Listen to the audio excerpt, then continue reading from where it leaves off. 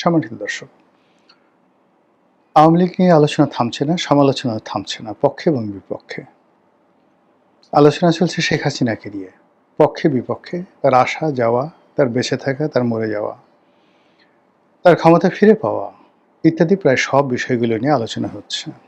তার বিচার নিয়ে, ভারতীয়দের অবস্থান নিয়ে প্রায় প্রতিদিনই আমাদের সামাজিক মাধ্যম, গণমাধ্যমে শেখ হাসিনাকে আসতেই হবে।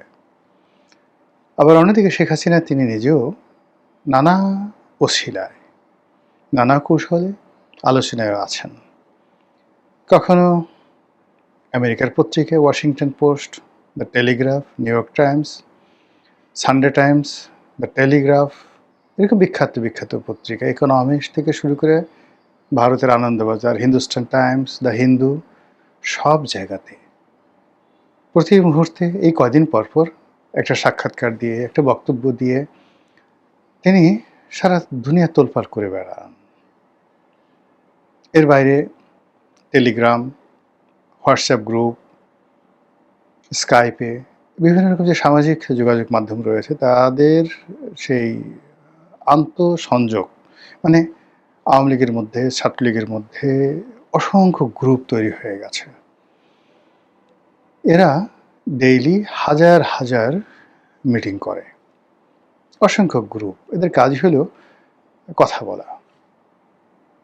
তো সেই কথা বলায় তারা নিজেরা নিজেরা কথা বলছে, দেশের সাথে দেশের বাইরের কথা হচ্ছে, এলাকার টু এলাকা কথা হচ্ছে, Patuakhali to Patuakhali, Patuakhali to Barishal, Patuakhali to Delhi, Patuakhali to যাকে বলা হয় London, London to America, America জয়ের সাথে কুড়িগ্রাম, নীলফামারী, মানে হাজার হাজার বক্তব্য হচ্ছে। এবং এই কারণে কি হচ্ছে যে উইদিন দ্য আওয়ামী লীগ, যেভাবে জামাত এই 2014 সন থেকে তাদের নিজেদের মধ্যে একটা আন্তঃযোগাযোগ তারা চালাচ্ছিল, ঠিক একই প্রক্রিয়াতে with more effective, with more professionalism, as well as যেটাকে বলা হয় আরও কৌশলী হয়ে, ট্যাক্টফুল হয়ে, ডিপ্লোম্যাটিক্যালি আওয়ামী লীগ নিজেদেরকে চাঙ্গা রাখছে, উষ্ণ রাখছে। আর নানা কারণে বিভিন্ন সময় বিভিন্ন কথাবার্তা বলে, বিভিন্ন ঘটনা ঘটিয়ে তারা বাংলাদেশের রাজনীতিকে উত্তাল করে দিচ্ছে। তো এই যে ছাত্রলীগকে নিয়ে আলোচনা, আওয়ামী লীগকে নিয়ে আলোচনা, শেখ হাসিনাকে নিয়ে আলোচনা, এগুলো না হয় মেনে নেওয়া গেল, কিন্তু সাম্প্রতিক সময় তার ভ্যানিটি ব্যাগ নিয়ে যে আলোচনা শুরু হয়েছে, এটা মানে কি বলবো, অনেক বড় বড় রাজনীতিবিদদের জন্য এটা রীতিমতো একটা চপেটাঘাত। যেখানে রাজনীতিবিদরা স্লোগান দিতে দিতে, মিছিল করতে করতে, দৌড়াতে দৌড়াতে, নাচতে নাচতে রক্ত বমি করে দিচ্ছে, অথচ তাদেরকে নিয়ে কোনো আলোচনা হচ্ছে না। আর শেখ হাসিনার একটা ভ্যানিটি ব্যাগ, হয়তো সেটা কুমিরের চামড়া দিয়ে তৈরি, হয়তো সেটা বাফেলো মানে মহিষের চামড়া দিয়ে তৈরি, অথবা ব্ল্যাক বেঙ্গল গোট, বাংলার যে কালো ছাগল, ইটালির কোনো ব্র্যান্ডের তৈরি। আমি জানি না শেখ হাসিনা আসলে কী ধরনের ভ্যানিটি ব্যাগ ব্যবহার করতেন, সেটা কতটা কস্টলি। এর কারণ হলো ভ্যানিটি ব্যাগ এমন আছে যে আপনি নিউ মার্কেট থেকে 200 টাকায় ভ্যানিটি ব্যাগ পাবেন, দেখতে অনেক সুন্দর। আবার ঠিক একই, মানে তার সে অত সুন্দরও না, নিউ মার্কেট 200 টাকার ব্যাগের মতো সুন্দর নয়, কিন্তু খুব ভালো ব্র্যান্ডের, ইউরোপের ভালো ব্র্যান্ডের। তো এরকম যে সকল ওয়ার্ল্ড ফেমাস ভালো ব্র্যান্ড রয়েছে, এরকম এক একটা ভ্যানিটি ব্যাগের দাম 2 কোটি 4 কোটি টাকা পর্যন্ত আছে। আর তার সঙ্গে যদি হীরামণি মুক্তা জহরত সুনি পান্না যুক্ত হয়, তাহলে কয়েকশো কোটি টাকা একটা ভ্যানিটি ব্যাগের মূল্য হতে পারে। তো শেখ হাসিনার ভ্যানিটি ব্যাগটা আসলে কেমন ছিল এটা আমরা জানি না, কিন্তু সেই ভ্যানিটি ব্যাগের মধ্যে 3 পৃষ্ঠার একটি পদত্যাগপত্র ছিল। সেই পদত্যাগপত্র নিয়ে এবং তার ভ্যানিটি ব্যাগ নিয়ে এখন যে আলোচনা হচ্ছে, এই আলোচনা বাংলাদেশের বড় বড় রাজনীতিবিদ, বড় বড় রাজনৈতিক দলকে নিয়ে আলোচনা হচ্ছে না। ফলে ভ্যানিটি ব্যাগ ভার্সেস রাজনীতিবিদ, আর এই যে ভ্যানিটি ব্যাগের যে গুরুত্ব, এটি বাড়িয়ে দিয়েছেন বাংলাদেশের একজন প্রথিতযশা সাংবাদিক, মানবজমিন সম্পাদক জনাব মতিউর রহমান চৌধুরী। মতি ভাইয়ের সঙ্গে আমার ব্যক্তিগত সম্পর্ক দীর্ঘদিনের। এবং সম্পর্কটা ভালো, খুবই ভালো সম্পর্ক। তিনি ওরকম খুব কট্টরপন্থী কোনো দলেরও নন, আবার কোনো দলের ঠিক ওরকম কট্টর বিরোধিতাকারী নন। অনেকটা লিবারেল প্রকৃতির একজন মানুষ। সবার সঙ্গে তিনি সম্পর্ক রক্ষা করতে চান, এটা আমি বুঝতে পারি। কারোর সঙ্গে তিনি শত্রুতা আসলে করতে চান না। ওয়েল বিহেভড, ওয়েল ম্যানার্ড, যাকে বলা হয় মাইল্ড। অভিমান তার আছে, কষ্ট তার আছে। তো যখন কষ্ট পান, অভিমান হয়, ওটা ইন্টেলেকচুয়াল লেভেলে তিনি দু কলম লিখেন। তিনি ছাড়া আর তার আল্লাহ ছাড়া তার ওই কলমের মার প্যাঁচ কেউ বুঝতে পারে না, কিন্তু যার উদ্দেশ্যে লেখেন তার 12টা বেজে যায়। তার যে ক্ষুরধার লেখনী, এরশাদের বিরুদ্ধে সেই যে লেখা তিনি লিখেছেন, দুর্নীতিবাজদের উল্লাস নৃত্য। এক যে খবরের কাগজ নামক একটা সাপ্তাহিক পত্রিকায় লেখা ছাপা হওয়ার পর এরশাদ পাগল হয়ে গিয়েছিলেন। তার বিরুদ্ধে রীতিমতো হুলিয়া জারি করা হয়েছিল। তারপর যখন তিনি ইত্তেফাকে ছিলেন, তিনি বিশেষ প্রতিবেদক ছিলেন, স্পেশাল করেসপন্ডেন্ট ছিলেন, ডিপ্লোম্যাটিক করেসপন্ডেন্ট ছিলেন, কূটনৈতিক প্রতিবেদক ছিলেন।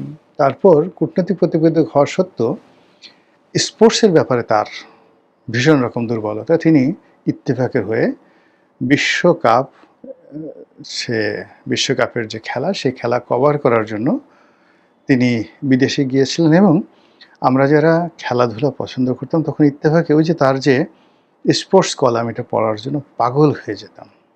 এই হলো মতিউর রহমান চৌধুরী। তাকে কলিগ হিসেবে পেয়েছি, মানে একসঙ্গে কাজ করার সুযোগ হয়েছে সংবাদপত্রে। তাকে সহকর্মী রূপে পেয়েছি, এই যে টকশো করি দীর্ঘদিন যাবৎ তিনি হোস্ট হন। কখনো কখনো সহ আলোচক হিসেবে সভা সমিতি সেমিনারে পেয়েছি। খাবার টেবিলে আমরা একত্রে বসেছি, ভাবির সাথে ভালো সম্পর্ক। তো সেই মানুষটি এই বাংলাদেশের অনেক, আমি যে বলবো, রাজনীতির অঘটন পটীয়সী বা ঘটন পটীয়সী, অনেক স্বৈরাচারের জন্য তিনি অঘটন ঘটিয়েছেন।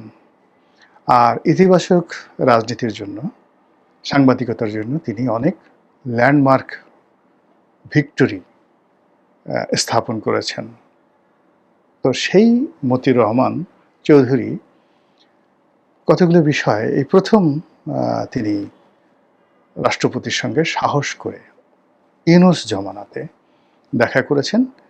এবং সেখান থেকে বের হয়ে তিনি যে ঝুঁকি নিয়ে রাষ্ট্রপতির কথাগুলো, বেদনাগুলো তিনি যেভাবে মিডিয়ার সামনে তুলে এনেছেন, এটা অনন্য। বাংলাদেশের কোনো সাংবাদিকই সাহস করেনি। আপনি পক্ষে বলতে পারেন, বিপক্ষে বলতে পারেন, কিন্তু সাংবাদিকতার যে সাহস, শক্তি, যেটি পরবর্তীতে আবার তার অনুকরণে কালের কণ্ঠ দেখিয়েছে আরও ওয়াইড রেঞ্জে।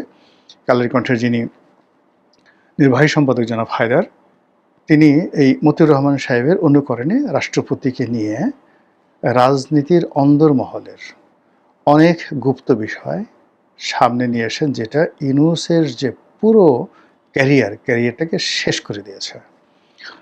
আর ইউনূস জমানাতে রাষ্ট্রপতির সাথে সাক্ষাৎ করে জনাব মতিউর রহমান চৌধুরী তিনি যে বক্তব্য দিয়েছেন, সেটা ইউনূস রেজিমকে পতনের দ্বার প্রান্তে নিয়ে গেছে। যেভাবে এরশাদের রেজিমকে প্রথম লাল কার্ড দেখানো হয়েছিল, এই কয়েকটা লেখা, তার মধ্যে সব শালা কবি হতে চায়, কবি রফিকুল্লাহ সে বিখ্যাত পিপিলিকা সাত জেগেছে, পিপিলিকা জিদ করেছে উড়বেই, জিদ ধরেছে উড়বে, এরকম কবিতা, সে বিখ্যাত, সব শালা কবি হবে। আর মতিউর রহমান চৌধুরীর সেই দুর্নীতিবাজদের উল্লাস নৃত্য, আর পটুয়া কামরুল হাসানের বিশ্ববেহায়া। এটা হলো ইন্টেলেকচুয়াল জগতের 3টি মাইলস্টোন এরশাদের পতনের। আর রাজপথে জীবন্ত পোস্টার, সেই নূর হোসেন, সেলিম দেলোয়ার, দীপালি সাহা, এরপর এরশাদের পতন। তদ্রূপ এই যে ডক্টর মোহাম্মদ ইউনূসের যে পতন হলো, বা শেখ হাসিনার যে পতন হলো, এই পতনের পেছনে মতিউর রহমান চৌধুরীর একটা বিরাট ভূমিকা আছে। এনিওয়ে, আমি এখানে যে জিনিসটা এই মুহূর্তে বলতে চাই, সেটি হলো এই যে শেখ হাসিনার পদত্যাগপত্র নিয়ে রাষ্ট্রপতির যে প্রশ্নটি তিনি করেছিলেন ইউনূসের জমানাতে, এবং সেটা ইউনূস সামাল দিতে পারেননি। সেটার পক্ষে বিপক্ষে কিচ্ছু দাঁড় করানো যায়নি। ওটাই এস্টাবলিশ হয়ে গেছে যে তার পদত্যাগপত্র নেই।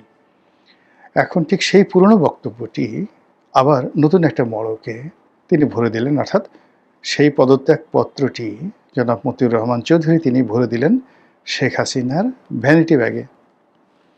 এবং যে ভ্যানিটি ব্যাগটি একটা চেয়ারের উপর পড়েছিল তার বক্তব্য অনুযায়ী, তিনি নিতে ভুলে গিয়েছিলেন শেখ হাসিনা। যখন তার সেই ভ্যানিটি ব্যাগের কথা মনে পড়ল তখন তিনি সেই ভ্যানিটি ব্যাগটি আনতে বললেন এবং ভ্যানিটি ব্যাগটি হেলিকপ্টারে উঠে গেল। এই ঘটনা, এ কাহিনী, এ উপন্যাস, এ গল্প আমরা জানতাম না। এটা অবশ্যই সত্য। এর কারণ হলো, যদি আপনি তার অতীত ক্যারিয়ার দেখেন মতিউর রহমান চৌধুরীর, তিনি বোগাস কোনো গল্প তৈরি করেন না, অপ্রয়োজনীয় কোনো কথা বলেন না, এবং তিনি যখন কোনো একটা বিষয় মার্ক করেন বা সৃষ্টি করেন ওটা ইতিহাস হয়ে যায়। শেখ হাসিনার জমানাতে তাকে পালিয়ে বেড়াতে হয়েছে এবং শেষ সময় বেশ কিছুদিন, প্রায় বছরখানেক তিনি প্রাণ ভয়ে লন্ডনে ছিলেন। এরশাদের জমানাতে একই অবস্থা তার হয়েছিল। সেই তুলনায় বেগম জিয়ার জমানাতে, দুই জমানাতে, বা এই বর্তমান তারেক জিয়ার জমানাতে তিনি his in a better position. তো এই বেটার পজিশনে থাকা অবস্থায় তিনি যে এই যে ভ্যানিটি ব্যাগের কথা বললেন, 3 পৃষ্ঠা পদত্যাগপত্রের কথা বললেন, আর ভ্যানিটি ব্যাগটি গণভবনে না রেখে তিনি যদি বলতেন যে এটি হারিয়ে গেছে, তাহলে হয়তো মিথ্যা কথা বলা হতো, কিন্তু সরকার স্বস্তি পেত। কিন্তু তিনি যে কথাটা বললেন, এতে করে সরকারের মধ্যে কিন্তু মারাত্মক আতঙ্ক তৈরি হয়েছে। আর সবচেয়ে বেশি আতঙ্ক তৈরি হয়েছে জেনারেল ওয়াকারুজ্জামানের। তারপর আতঙ্ক তৈরি হয়েছে প্রেসিডেন্ট, বর্তমান যিনি প্রেসিডেন্ট শাহাবুদ্দিন চুপ্পুর। আতঙ্ক তৈরি হয়েছে বর্তমান প্রধানমন্ত্রী তারেক রহমান সাহেবের, এবং জামাতের আমির, তিনিও আতঙ্কমুক্ত নন। এই 3 পৃষ্ঠার যে পদত্যাগপত্র, এবং সেটা তিনি কি লিখেছিলেন, সেটাতে তিনি স্বাক্ষর করেছিলেন কি করার সুযোগ পাননি, সেইটায় কি কি লেখা ছিল,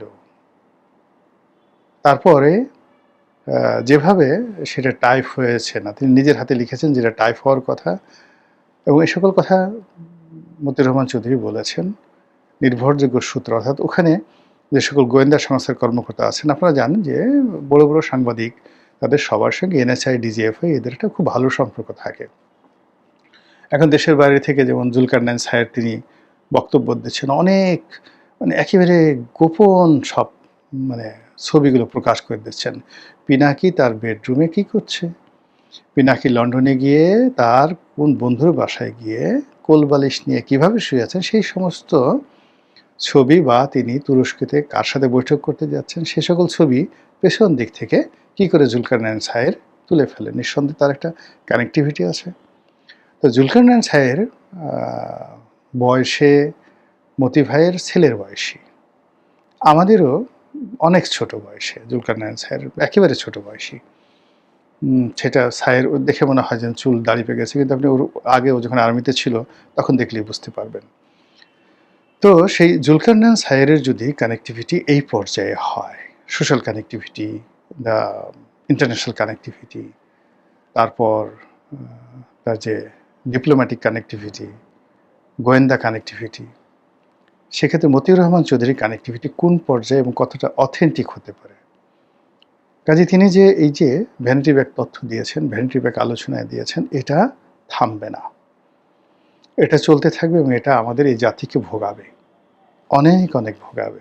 আমার এখন প্রশ্ন যে মতি ভাই হঠাৎ করে এই ভ্যানিটি ব্যাগ সামলে আনলেন কেন?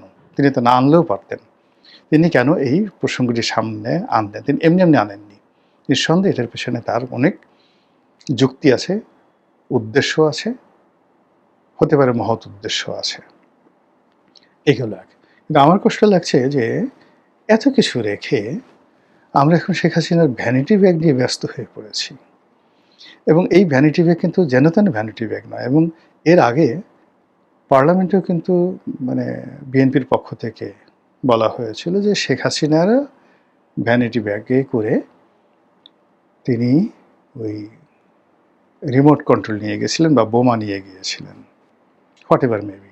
অর্থাৎ ২১শে আগস্টের যে বোমা হামলা হয়েছিল, সেই বোমা শেখ হাসিনা নিজে নাটক সৃষ্টি করার জন্য তিনি সেই বোমা পেতে রেখেছিলেন, পুঁতে রেখেছিলেন। আর ওই বোমা তিনি তার নিজের হাতে রিমোট কন্ট্রোল দিয়ে সেই বোমা ফাটিয়েছেন। এই কথা পার্লামেন্টের ভিতরে বাইরে বহুবার বিএনপির লোকজন বলেছে। তো ওই আমল থেকে শেখ হাসিনার যে ভ্যানিটি ব্যাগ, সেই ভ্যানিটি ব্যাগ খুবই গুরুত্বপূর্ণ। যে ভ্যানিটি ব্যাগে গ্রেনেডের সুইচ থাকে, যে ভ্যানিটি ব্যাগে একটি দেশের পদত্যাগের, প্রধানমন্ত্রী ১৭ বছরের শাসনের যে পদত্যাগপত্রের ৩ পৃষ্ঠার পদত্যাগপত্রের যে হস্তলিখিত কপি থাকে, যে ভ্যানিটি ব্যাগ আবার তিনি হেলিকপ্টারে করে উড়িয়ে নিয়ে যান, সেটা কোনো যেন তেন ভ্যানিটি ব্যাগ নয়। এই ভ্যানিটি ব্যাগ আমাদেরকে কোথায় নিয়ে যায়? আমরা কি ভ্যানিটি ব্যাগের ভিতরে ঢুকে পড়ব, নাকি ওই ভ্যানিটি ব্যাগের ভিতরে পদত্যাগপত্র বা ভ্যানিটি ব্যাগের মধ্যে তার যে রাজনৈতিক সুইচ রয়েছে সেটা তিনি আবার চাপ দিবেন এবং আবার একটি দুর্ঘটনা আমাদেরকে পাকড়াও করবে?